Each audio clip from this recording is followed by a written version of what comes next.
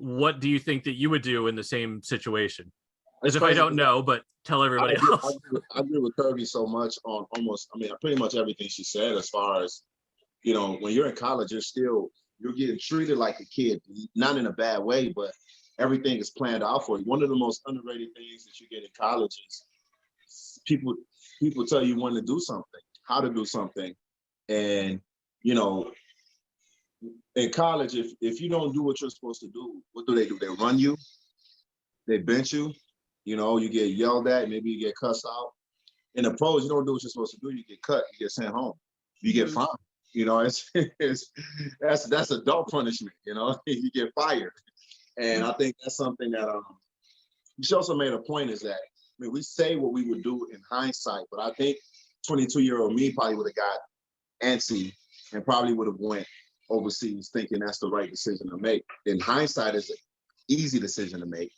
But at that point, when you're, a lot of us, can't speak for everybody, a lot of people, they're ready, unless they're 1 out of 5 athletes is in love with the school they're at.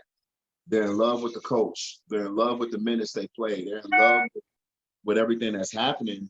It's a lot of athletes that are not satisfied, and they might say, you know what, I need to get a change of scenery.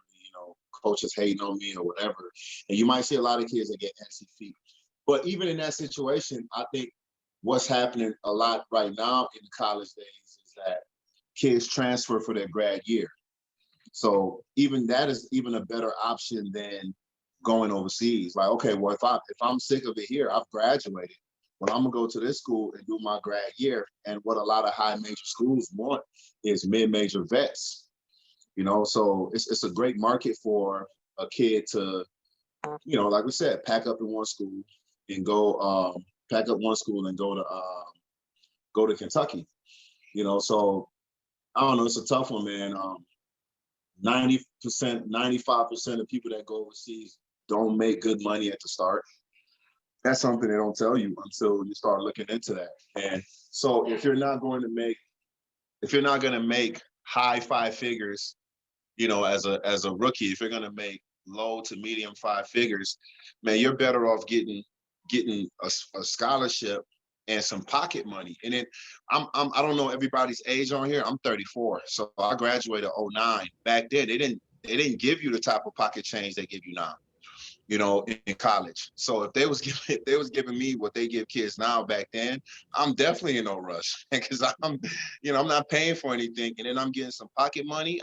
I'm just, I'm gonna stay here and I'm gonna figure myself out, But I think when you're younger, time moves differently, so you don't think you have as much time as you actually have.